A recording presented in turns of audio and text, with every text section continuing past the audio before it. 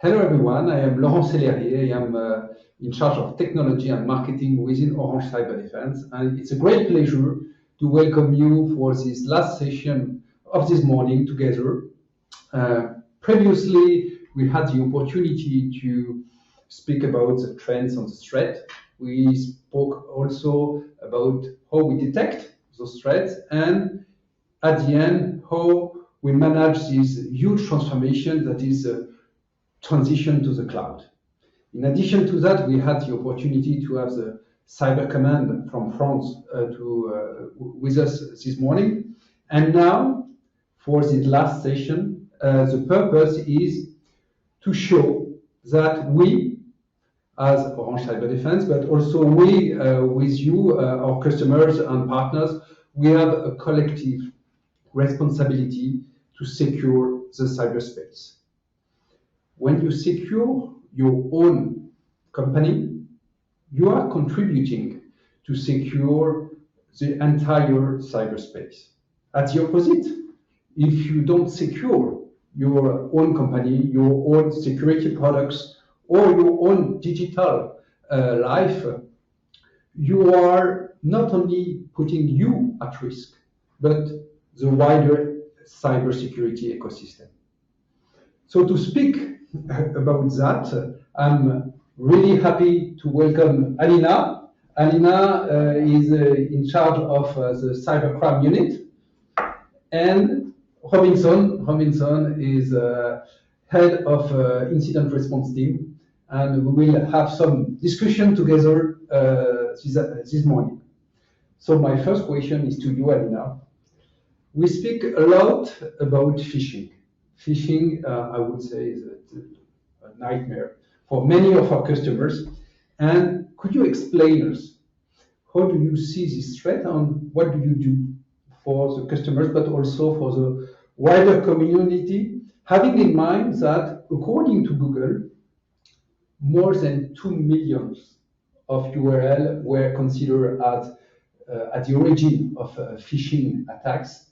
And according to Google, once again, we saw an increase of 30% last year. So what do you do, Alina, against that? Well, indeed, phishing is quite a big threat today.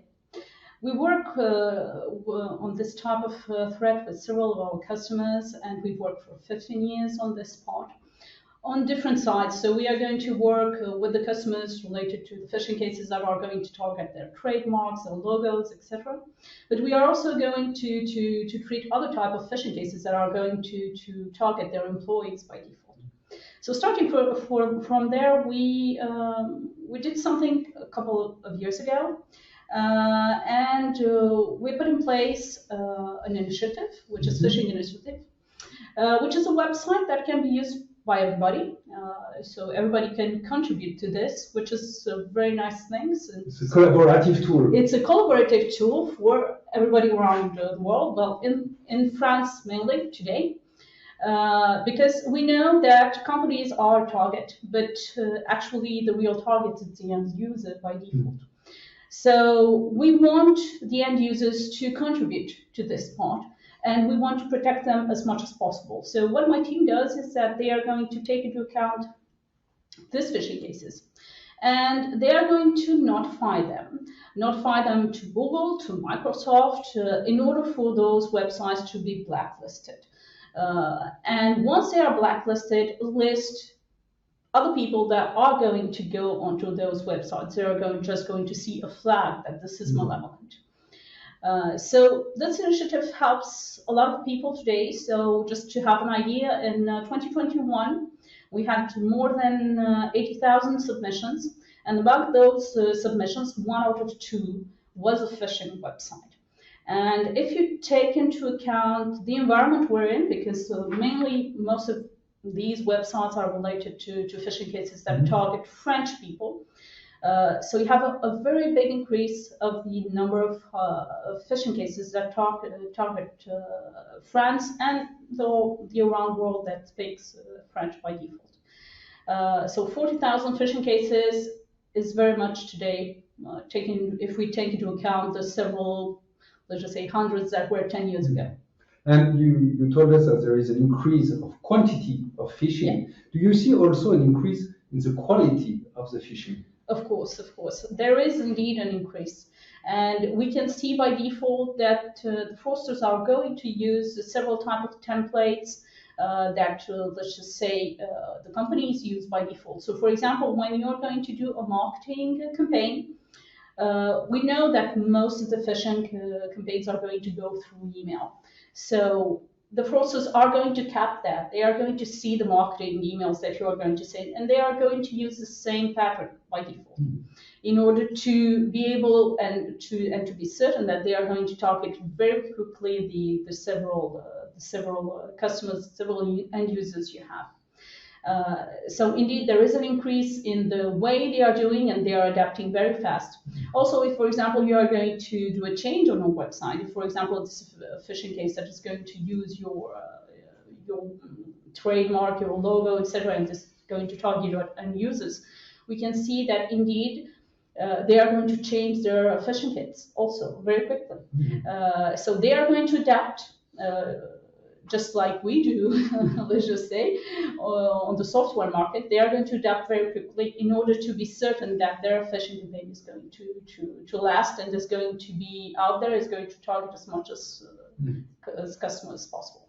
When you say they adapt very quickly, what is the average delay between an evolution of a phishing campaign, and also what is the delay between when you notice Google or another platform and the shutdown of the URL? Well, the delays are quite different, let's just say. It depends on for example, for the phishing kits, it depends on the group that is going to target you directly. So you have groups that really move very quickly in 24 hours to 48 hours, and you have groups that are going to take several weeks to change the kits. But we do see that the time is narrowed down if we compare it to several years ago. Because several years ago, well, the kits could persist for several months before they could change that exactly. This comes also with the digital world because everybody is more connected, etc. As for the takedowns, it's also the same thing. You can have phishing websites that are taken down by default into 15 minutes, even less. And there are phishing cases that are going to last a little bit. But as Google is concerned, once we are notifying, let's just say between 30 minutes to 1 hour, because they have to check this, it is taken into account. Thank you very much, Alina. And now a question to Robinson. Robinson, your mission is to help the customers when they suffer an incident or an attack. Could you explain us a little bit more what you do for them, but also what are the information that you gather during this remediation phase, and then those information, are you able to leverage on them for other customers? Sure. Well, when we intervene on an open incident, what we do is we basically identify all the means of control of an attacker on the scope he has compromised.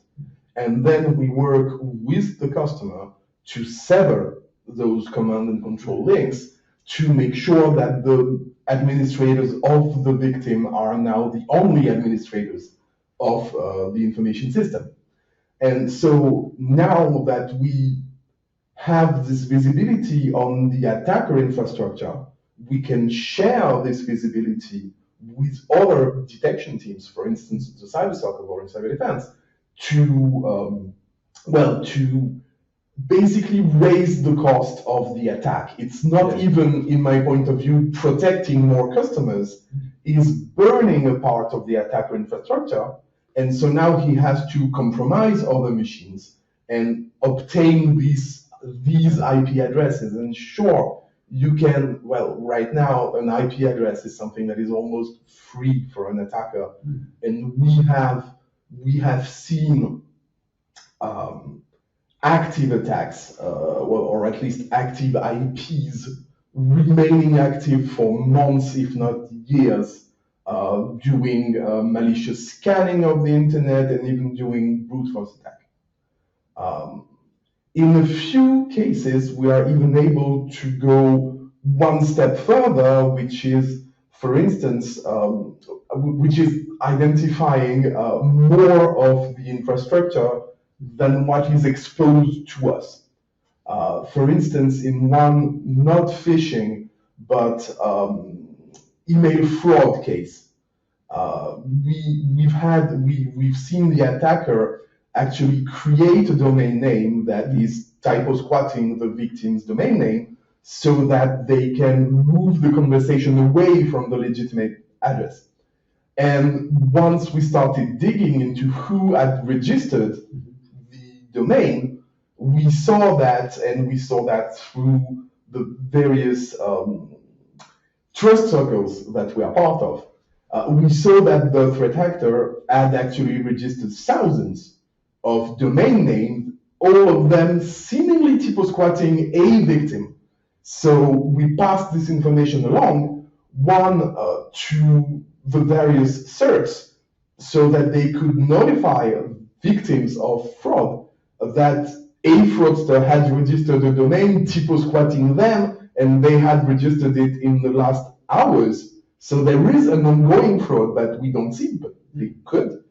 And we also passed it down to interest groups that do this kind of systematic shutdowns, and they contacted the different domain name providers to shut down this part of the infrastructure, again, making the attack more expensive. Yeah, so your mission is not only to secure the customer, but also to reduce the ROI Yes. Of the attacker. And even a hacker has a boss, and he has a business plan, and you try to kill this business plan. Yeah, we would very much like so. Yeah. And Alina, do you have any reaction after the speech of Robinson? How do you collaborate with Robinson? We collaborate in several cases, depending on the type of missions that Robinson has to do. Sometimes he needs to have information related to several discussions that can take place on underground forums, or several information related to ransomware groups, etc. So we collaborate a lot on this part, and sometimes we exchange also ideas, because he can have a specific case in which where he tries to see exactly how the attacker is moving. And we try to do patterns together, because since we do, let's just say, different jobs, we try to identify several patterns on how the attacker is going to work. Yeah, we look at the same thing but from different angles and with different eyes. Yeah, exactly. And thank you for illustrating that this collaboration between all the different services of Orange Cyberdefense, but behind Orange Cyberdefense, with all the cybersecurity ecosystem, all the defenders. If we extend a little bit the discussion, I would like to ask you a personal question. In the past months,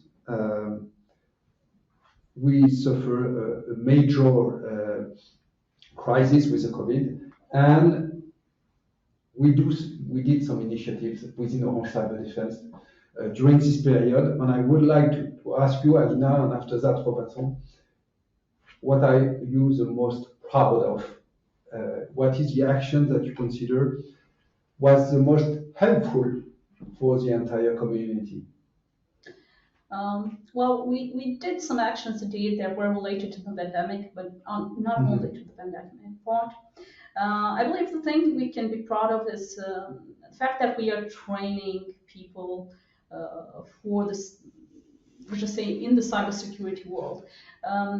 We have several types of trainings within Orange Cyberdefense. So, as you know, and I believe everybody has the same problem today on the market, there are not a lot of people that can work in the cybersecurity related to the number of employments that are there. So we have an academy, which is a Cyber Academy, in which we train people. We train several people that want to work into this field. We train them for several weeks, and afterwards they are going to have a job within the teams. Mhm. The purpose is to actually have people that can integrate the team immediately and can work on several type of incidents directly. But we don't only do this part; we also train in several, let's just say, in several type of fields, our customers for having them, let's just say, increase their knowledge related to cybersecurity. So all of these trainings, I believe they are important for the community by default, because by having a lot more knowledge about the cybersecurity world, we can do better things together.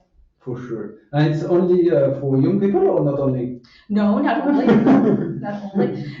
It depends on the training, but we do have a lot of people that are interested in Cyber Academy, and there are several sessions, let's just say, because we do need a lot of people in the cybersecurity world. And as for the trainings that are related to customers, there are several thousands of trainings that are done each year. So no, it is not age related. Everybody can contribute, and everybody has to contribute.